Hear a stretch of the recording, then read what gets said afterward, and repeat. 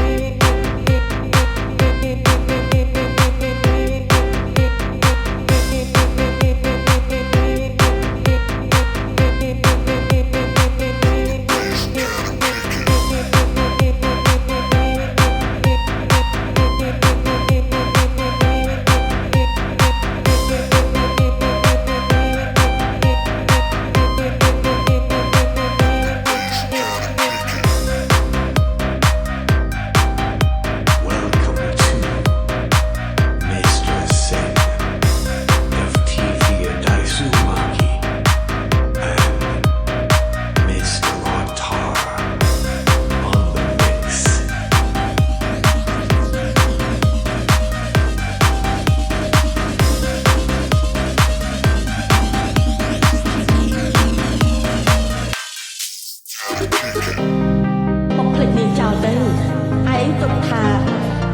ជាតិនេះឯងនឹងមានគ្មានវាសនាទេចោលទៅស្រីអ្នកនេះតែទៅមើលថែបងពេលបងវិបាកចិត្តស្មុគស្មាញម្ដងអូនសរបងសុំយកបងចង់ឲ្យបងញញឹមអូនតែនិយាយថាកុំមកជួយគុំចិត្តទេអស់សេខំគាត់គេរៀនធ្វើបងស្ពតច្បាស់ស្នេហាធ្វើរំពីបងពីតែឆ្ងាយពីកាយាពេលនេះទៅតែតាមតែស្នេហាមានតម្លៃសុំទៅពីមុនតែបងខុសទៅមិនសិនរវល់ពីស្រីពេលនេះវេលានេះបងសុំសន្យាលះបងក្រុមយ៉ាងជួយទៅនោះសាវ៉ាជួយទៅចារបងសាជួយទៅញ៉ែស្រីឯណាយកវេលាបងទាំងអស់សាណានោះសាណាទេតែខ្ញុំថាខ្លួនឯងតែក្នុងនេះស្រមៃពេលនេះបងប្រាប់ដល់ស្នេហ៍ដល់បងយល់សពតែថ្ងៃតែជុំបីជាយ៉ាងណាបងអស់គុណបងមានអស់គុណដល់ព្រេងវាស្នេហ៍យើងគឺជាសង្សារនឹងបំភ្លេចនាងចោលទៅឯងទុកថាជាតិនេះឯងនឹងមានគ្មានវាសនាទេចោល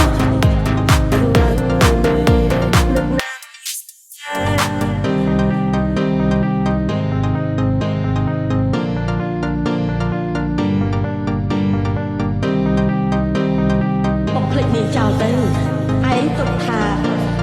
ជាតិនេះឯងនឹងមានគ្មានវាសនាទេចោល